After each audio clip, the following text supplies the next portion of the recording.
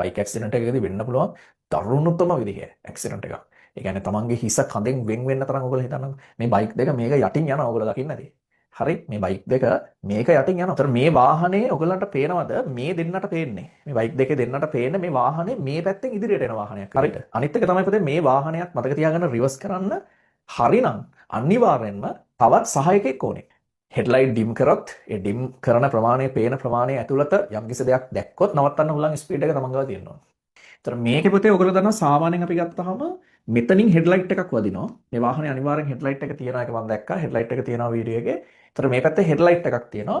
මෙයාලගෙත් ඔයගොල්ලන්ට පේනවා හෙඩ්ලයිට් එකක් රෑනේ. එයාලා ඩිම් එකේ තියෙන. කියන්නේ හෙඩ්ලයිට් එක අර සම්පූර්ණ ඉස්සරහටම ගහන එක නෙමෙයි. ඒක ඩිම් කරලා තියෙන්නේ යාලා. අර දැකලා සාමාන්‍ය ඩිම් කරපුවාම මේ ලයිට් එක ඒරියා එකක් තියෙන වදින ඒ කියන්නේ දුර ප්‍රමාණය අඩු වෙනවා ලයිට් එක වදින. හරි මේක සම්පූර්ණ එකක් ගත්තොත් මේක මෙහාට වදිනවා. ඔයගොල්ලෝ දැකලා තියෙනවා. නමුත් සාමාන්‍යයෙන් ඉදිරියෙන් වාහනයක් එනකොට ගොඩක් වෙලාවට මේ කට්ටිය ලයිට් එක ඩිම් කරනවා. ඒක වාහනයක ගියත් අපි කාර් එකක ගියත් ඒක කරන එකක් නේ. හරිද? ඒතර මේ වාහනේ ඔයගොල්ලන්ට පේනවද මේ දෙන්නට පේන්නේ? මේ බයික් දෙකේ දෙන්නට පේන්නේ මේ වාහනේ මේ පැත්තෙන් ඉදිරියට එන වාහනයක් විදියට. ඒකේ මම ඩ්‍රයිව් කරත් මම හිතුවේ ඒකයි. මම ඩ්‍රයිව් කරත් මේ පාරේ මම නම් මෙතනින් වාහනයක්. ඒ කියන්නේ අපි බයික් එකක් නෙමෙයි. අපි කාර් එකක් ඩ්‍රයිව් කරත් එකක් අපි මෙයාව දැක්කහම හෙඩ්ලයිට් එක ඩිම් කරනවා. ගොඩක් වෙලාවට අපි කරනවා. එතකොට අපිට මෙහි ඉදිරිපස්සේ ගොඩාක් ඉදිරිපස්ස අපිට පේන්නේ නැහැ. කළුවර පරිසරයක ඔයගොල්ලන්ට පේන එක ටිකක් කළුවර අවස්ථාවක්. එතකොට එතනදී එහෙම වෙනවා. එතකොට ඒ නිසා ඔයගොල්ලන්ට පේනවා මේ වගේ තැනක් අපිට බලා ගන්න බෑ ඇත්තටම. ඒක හරියට බැලුවොත්. එතකොට මේ හෙඩ්ලයිට් එක මෙයා හෙඩ්ලයිට් එක ඩිම් කරලා තිබුණ නැත්තම් මම දන්නේ නැහැ ඒක හරියටම කොහොමද වෙනා තියෙන්නේ කියන එක. නමුත් මේ හෙඩ්ලයිට් එක ඩිම් කරේ නැත්තම් පුතේ මෙයාලට ගොඩාක් මේ ඉදිරිපස්ස බලා ගන්න අමාරුයි. හරිද? ඒ වගේ වෙලාවක මෙයාලා දැනගත යුතුයි. ඒ වගේ අපහසුතාවයක් තියෙන වෙලාවක නම් ස්ලෝ කරන්න ඕනේ. ඒක හරි. ඒ කියන්නේ ඕනෙම අවස්ථාවක ඒක නවත්ත ගන්න පුළුවන් වෙලාවක් අපිට තියෙන්න ඕනේ. බල්ලෙක් පැන්නත් නවත්තන්න පුළුවන් වෙන්න ඕනේ. හරි. එකක් සාමාන්‍යයෙන් පුතේ මෙන්න මේ වගේ වාහනයක මෙන්න මෙතන ලයිට් එකක් තියෙන්න ඕනේ. ඔයගොල්ලෝ දැකලා ඇති ඔය ලයිට් එක තියෙනවා. මෙන්න මේ පැත්තට ඔය ලයිට් එක ගහන්න ඕනේ. ඔය වාහනයක ඒක මම හිතනවා ඒක අනිවාර්ය කරලා තියෙන එකක්. ඒ ලයිට් එක මෙතන තියෙන්න ඕනේ. ඒ කියන්නේ මේ ලයිට් එක තියෙන පුතේ වාහනේ මේ පිටිපස්සේ දිග අඳුන ගන්න. හරි මේ වාහනේ මෙහෙන් මෙහාට ඒක අඳුන ගන්න තමයි මේ ලයිට් එක තියෙන්නේ. පාර ගියත් ඔයගොල්ලෝ දැකලා තියෙන ඇති මේ පැත්තෙන් අපි වාහනේ එනකොට මේකේ මෙන්න මේ ලයිට් එකට මේ පාරේ මේක දිග පේනවා. මොකද හදිස්සිය හරිය අපි මෙහෙට ගන්නෙ නැහැ ඒකට. පිටිපස්සෙන් එන කෙනෙක්ට වුණත් වාහනේ දිගයි කියලා පේන්න මෙන්න මේ ලයිට් එක ඕනේ. මේ ලයිට් එක තිබුණා නම් හරිද මෙයාලට මේ ක්‍රොස් එක පේනවා. ඒ කියන්නේ පාර හරහා වැටලා තියෙන මෙන්න මේක පේනවා. අනිවාර්යයෙන්ම කියන එක. මම හතරම දැක්කා මෙයාගේ පිටිපස්සෙන් එන බයික් එකත් ඒ වැරද්ද ඒ විදිහටම කරනවා. තේරෙනවද කියන එක. ඒතොර ඒක ඉතා අඩු සම්භාවිතාවක් තමයි තියෙන්නේ. ඒ කියන්නේ ඔයගලන්ට පේනවා මේකෙන් හොඳටම පේන්නේ මෙන්න මේ ක්‍රොස් එක මේ හරහා තියෙන කෑල්ල කිසිසේත්ම මේ දෙන්නට පෙවුන්නේ නැහැ. ඒක මම විශ්වාස කරන එක පේන්නේ නැහැ. මොකද හේතුව තමයි මෙයාගේ එකක් හෙඩ්ලයිට් එක, මෙයාගේ ලයිට් එක තියෙනවා. ඒ නිසා ඉදිරියට එන වාහනයක් විදියට තමයි මෙයාලා ඒක අඳුරගන්නේ. මේ පැත්තෙන් කිසිම ඔයගලන්ට පේනවා මේක පේන්න කිසිම යාලට උදව්වක් නැහැ. මොකද මෙයාලගේ හෙඩ්ලයිට් එකක් මේ අවස්ථාවේ ඩිම් එකේ තියෙන්නේ. ඔයාලා හොඳට බැලුවොත් බලන්න වීඩියෝ එක මේක මෙහාට එනකොට ඩිම් එකේ මෙතෙන්ට එනකම් ලයිට් එක වදිනවා හොඳට පේනවා. ඒ කියන්නේ ගොඩක් ළඟ මේක වදින්නේ. ඒතර මේ හරියට තමයි යාලා එනකොට ඒ කියන්නේ ඉතා ආසන්නයට එනකොට තමයි මේක පේන්නේ. මම හිතන්නේ මේ වගේ අවස්ථාවක යාලට අවස්ථාවක් තියෙනවා කියලා. හරි මේක බ්‍රේක් කරන්න. ඒකට හේතුව තමයි පුතේ ඔයගොල්ලෝ ඕනම වාහනයක් ඩ්‍රයිව් කරන කෙනෙක් දන්නවා සාමාන්‍යයෙන් මේ වගේ ලයිට් එකක්. මේක ලොකු ලයිට් එකක් නේ. ලොකු වාහනයක ලොකු ලයිට් එකක්. ඒක පාස් කරනකම් පුතේ අපිට මේ පැත්ත හරියට පැහැදිලිව පේන්නේ නැහැ. ඒක ඔයාලා දැනගන්න ඕන දෙයක්. සාමාන්‍යයෙන් එහෙම ලොකු ලයිට් එකක් එනකොට ස්පීඩ් කරලා වාහනයක් ඩ්‍රයිව් කරන්න එපා.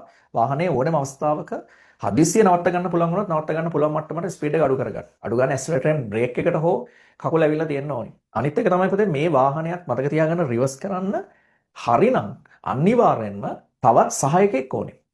මේ වගේ වාහනයක් රිවර්ස් කරන්න පුතේ තනියෙන් බෑ. මේ ඩ්‍රයිවර්ට කැමරා තිබුණාද මොනවද කියන එක කිසිම අදාළත්වයක් නැහැ. තව අනිවාර්යෙන් කෙනෙක් ඕනේ. ඔයාලා දැකලා තියෙනවා ලොකු වාහනවල අනිවාර්යෙන් කෙනෙක් එක්කෙනෙක් අරගෙන යනවා. සගයෙක් අරගෙන යනවා. ඩ්‍රයිවර්ට උදව් කරන කෙනෙක් අරන් යනවා. දැකලා තියෙනවද? එතකොට එයාගේ අනිවාර්ය වගකීමක් කරනවා මේ අවස්ථාවේ බැහැලා මේ පාර ක්ලියර්ද කියලා බලන එක. පාර ක්ලියර්ද ඊට පස්සේ මේ පිටිපස්සේ මොනවද තියෙන්නේ? මොකද පුතේ කොච්චර හොඳ ඩ්‍රයිවර් කෙනෙක් වුණත් මේ වගේ වාහනයක මේ පිටිපස්සේ පේන්නේ නැහැ. මේ හරිය මොනවද වෙන්නේ කියලා දන්නේ නැහැ. චූටි ළමයෙක් ඉන්න පුළුවන් තේරෙනවද කියන එක ඕනෙම අනතුරක් වෙන්න පුළුවන් මේ පාර. හරි. ඒ නිසා බැහැලා ඇවිල්ලා ඇත්තටම බලන්න ඕනේ. ඉතින් මම එහෙම දෙයක් දැක්කෙත් නෑ මේකේ.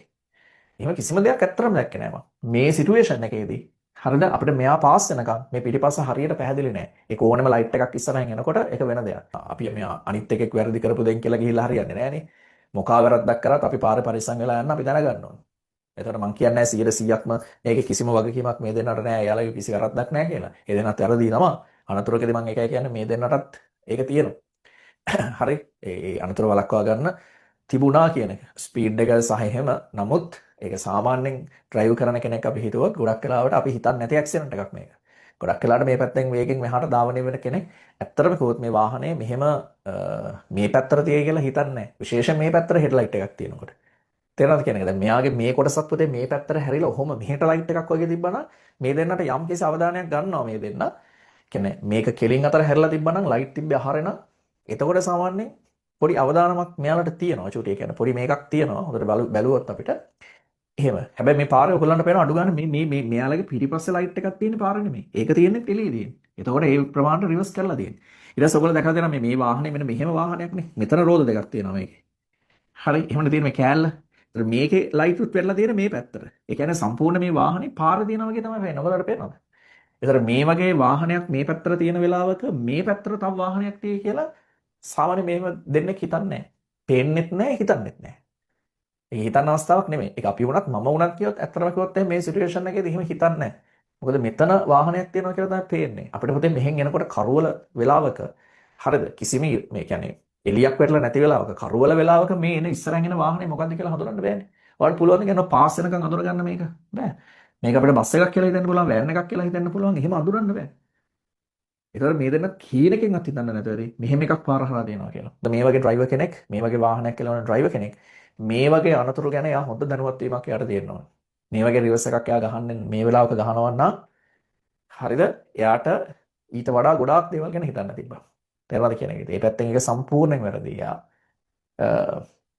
ඔයාලට පේනවා මේ දෙන්නම එකම විදියට ඇක්සිඩන්ට් වෙන්නේ. ඉතින් පව් ඇත්තටම අවුරුදු 18 19 කියලා කියන්නේ චූටි වයසක ළමයි. හරි අන්න ඒකයි එක්ස්පීරියන්ස් එකත් ඉතා වැදගත් වෙන්නේ පුතේ. ඔය අලුත්නේ බයික් එක අලුත් තේරෙනවද කියන එක කියන්නේ බයික් දෙකක් මම දැක්ක හොඳ බයික් දෙකක්. ඊට පස්සේ මේ ළමයි ලයිසන් අරන් තියෙන අනිවාර්යෙන් අලුතෙන්. ඒකට මෙයාලට එක්ස්පීරියන්ස් ප්‍රමාණය ඉතාමත් අඩුයි. මේ බබාලට මේ ළමයින්ට ඒ නිසා අනතුරක් වෙන්න තියෙන දේවල් ගැන ඇත්තටම කිව්වොත් එimhe ලොකු මෙයාලට මේකක් තියෙනවා. ඒ කියන්නේ අවබෝධයක් නැහැ යාලට. මේ වගේ දෙයක් කියලා හිතන්නේවත් නැහැ. ඒ වයසක ඒ වයස් සීමාවේ ඉන්න ළමයි දෙන්නෙක් ඇත්තටම කිව්වොත් මේ වගේ අනතුරක් ගැන හිතන්නේත් නැහැ.